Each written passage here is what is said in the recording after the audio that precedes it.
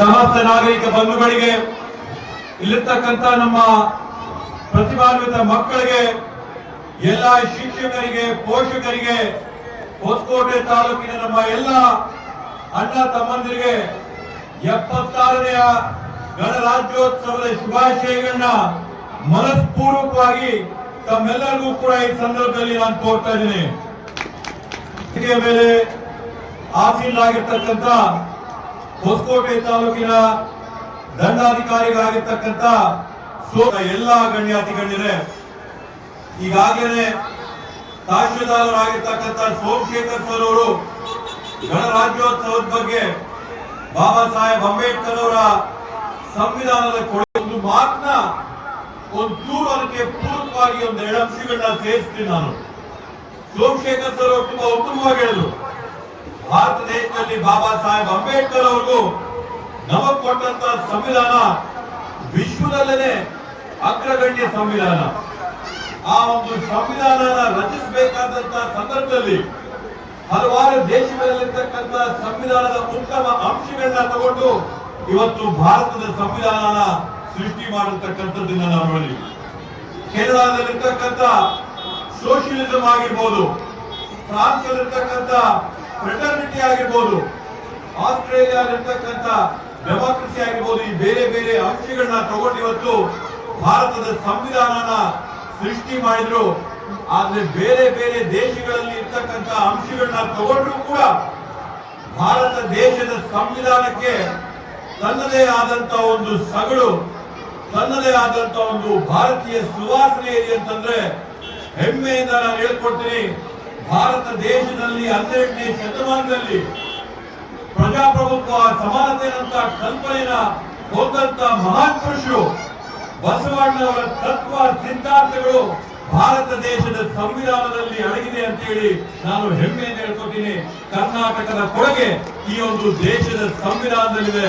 ಬಸವ ತತ್ವ 12ನೇ ಶತಮಾನದ ಅನುಭವ ಮಂಟಪದಲ್ಲಿ ಇವತ್ತೇನ್ ಸೋಮಶೇಖರ್ ಸರ್ ಅವರು ಹೇಳಿದ್ರು, ಧರ್ಮಗಳ ಮಧ್ಯೆ, ಜಾತಿಗಳ ಮಧ್ಯೆ ಸಮಾನತೆ, ಪುರುಷರು ಸ್ತ್ರೀಯರ ಮಧ್ಯೆ ಸಮಾನತೆ, ಅನುಭವ ಮಂಟಪದಲ್ಲಿ ಅಕ್ಕ ಮಹಾದೇವಿಗೆ ಅವಕಾಶ ಕೊಟ್ಟಂತ ಯಾವ್ದಾದ್ರೂ ರಾಜ್ಯ, ಯಾವ್ದಾದ್ರೂ ಮಹಾನ್ ಪುರುಷಿದ್ರೆ ಅದು ಬಸವರು ಅಂತ ಹೇಳಿ ಈ ಸಂದರ್ಭದಲ್ಲಿ ಹೆಮ್ಮೆಯಿಂದ ನಾನು ಹೇಳ್ಕೊತೀನಿ.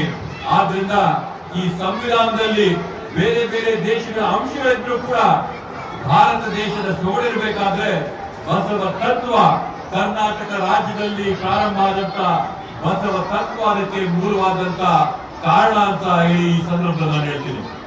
ಮಾನವೀಯತೆ, ಸಮಾನತೆ, ಸರ್ವರಿಗೂ ಸಮಪಾಲು, ಸರ್ವರಿಗೂ ಸಮಬಾಳು ಅನ್ನಂತ ಅಂಶಗಳು ಇವತ್ತು ಸಂವಿಧಾನದಲ್ಲಿದ್ರೆ ಅದು ಬಸವ ತತ್ವದಿಂದ ಈ ಸಂವಿಧಾನದಲ್ಲಿದೆ ಅಂತ ಹೇಳಿ ಈ ಸಂದರ್ಭದಲ್ಲಿ ನಾನು ಹೆಮ್ಮೆಯಿಂದ ಹೇಳಕ್ಕೆ ಬಯಸ್ತೀನಿ.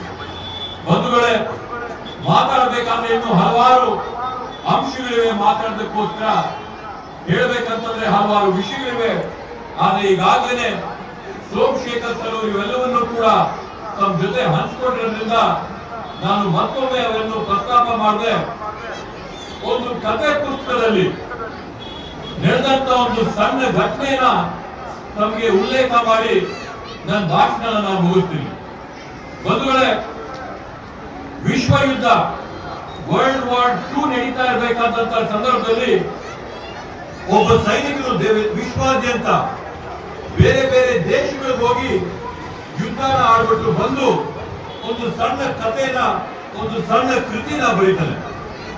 ಆ ಒಂದು ಕಥೆಯ ಸಾರಾಂಶ ಏನಂತಂದ್ರೆ, ಅವನು ಹೋಗಿ ಬೇರೆ ದೇಶಗಳಲ್ಲಿ ಯುದ್ಧ ಮಾಡಿದಂತ ಸಂದರ್ಭದಲ್ಲಿ ಇಂಗ್ಲೆಂಡ್ ಅಲ್ಲಿ ಯುದ್ಧ ಮಾಡಿದಾಗ ಅವನು ಬ್ರಿಟಿಷರ ಹತ್ರದಿಂದ ಏನ್ ನಾನು ಕಲಿತೆ ಅಂತಂದ್ರೆ, ಬ್ರಿಟಿಷರಲ್ಲಿ ನಾನು ಡಿಪ್ಲೊಮೆಸಿ ಅಂದ್ರೆ ರಾಜತಂತ್ರಕಾರನ ನಾನು ಕಲಿತೆ ಅಂತೇಳಿ, ಡಿಪ್ಲೊಮೆಸಿನ ನಾನು ಬ್ರಿಟಿಷರ ಹತ್ರ ಕಲಿತೆ ಅಂತ. ಮುಂದುವರೆದು ಜರ್ಮನಿಯಲ್ಲಿ ಹೋಗಿ ಯುದ್ಧ ಮಾಡಿದಂತ ಸಂದರ್ಭದಲ್ಲಿ ಜರ್ಮನಿಯಲ್ಲಿ ನಾನು ಏನ್ ಕಲಿತೆ ಅಂತಂದ್ರೆ, ಜರ್ಮನಿಯಲ್ಲಿ ಸೀಕ್ರೆಸಿನ ಅಂಶಗಳನ್ನ ನಾನು ಕಲಿತೆ. ಗುಟ್ಟಾಗಿ, ರಹಸ್ಯವಾಗಿ ಅಂಶಗಳನ್ನ ಯಾವ ತರ ಇಟ್ಕೋಬೇಕು ಅಂತದನ್ನ ನಾನು ಜರ್ಮನಿಯಲ್ಲಿ ಕಲಿತೆ ಅಂತ ಬರೀತಾನೆ.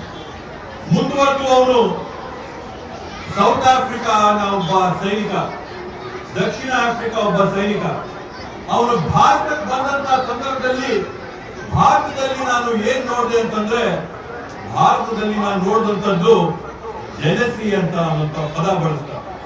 ಅಂದ್ರೆ ಭಾರತದಲ್ಲಿ ನಾನು ಏನ್ ಗಮನಿಸಿದೆ ಅಂದ್ರೆ, ಭಾರತೀಯರ ಮಧ್ಯೆ ಅಸೂಯೆ ಇರ್ತಕ್ಕಂಥದ್ದು, ಭಾರತೀಯರ ಮಧ್ಯೆ ಹೊಟ್ಟೆ ಕಿಚ್ಚಿರ್ತಕ್ಕಂಥದ್ದು, ಅದನ್ನ ನಾನು ಗಮನಿಸಿದೆ. ಅಂತ ದೇಶ, ಅಂತ ಪರಂಪರೆ, ಅಂತ ಇತಿಹಾಸ, ಅಂತ ಸಾಧನೆಗಿರ್ತಕ್ಕಂಥ ದೇಶನ ಬ್ರಿಟಿಷರು ಆಳ್ವಿಕೆ ಮಾಡಕ್ ಅವಕಾಶ ಸಿಕ್ತು ಅಂತಂದ್ರೆ ಅದಕ್ಕೆ ಕಾರಣ ಏನಂತಂದ್ರೆ ಭಾರತೀಯರ ಮಧ್ಯೆ ಇರ್ತಕ್ಕಂಥ ಅಸೂಯೆ, ಭಾರತೀಯರ ಮಧ್ಯೆ ಇರ್ತಕ್ಕಂಥ ಹೊಟ್ಟೆ ಕಿಚ್ಚಿಂದ ಇವತ್ತು ಇಂಥ ಒಂದು ಸರ್ವಶ್ರೇಷ್ಠ ದೇಶನ ಬ್ರಿಟಿಷರಂತ ಒಂದು ದೇಶ ಆಳ್ವಿಕೆ ಮಾಡಕ್ ಸಾಧ್ಯ ಆಗಿದೆ.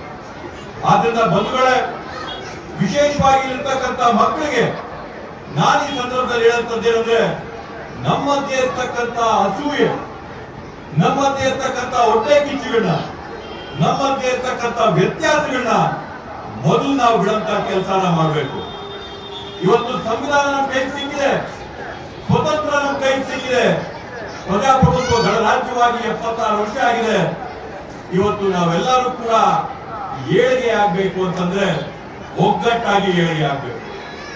ನಾನೊಬ್ಬನಿಂದ ಆದ್ರೆ ಸಾಲದು, ನಾನೊಬ್ಬನಿಗಳಿಗೆ ಆದ್ರೆ ಸಾಲದು, ನನ್ನ ಜೊತೆ 10 ಜನನ ಏಳಿಗೆ ಮಾಡಂತ ಕೆಲಸ ಆಗ್ಬೇಕು.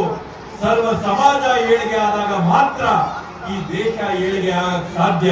ನಾವು ಒಬ್ಬೊಬ್ಬರು ಅಭಿವೃದ್ಧಿ ಆದ್ರೆ, ನಾವು ಒಬ್ಬೊಬ್ಬರು ವಿದ್ಯಾವಂತರಾದ್ರೆ, ನಾನು ಒಬ್ಬನ ರ್ಯಾಂಕ್ ತಗೊಂಡ್ರೆ ಸಾಲದು. ನನಗಿರಂತ ವಿದ್ಯಾಭ್ಯಾಸ, ನನಗಿರಂತ ಶಿಕ್ಷಣ, ನನಗಿರಂತ ತಿಳುವಳಿಕೆನ 10 ಜನದ ಜೊತೆ ನಾವು ಹಂಚ್ಕೋಬೇಕು.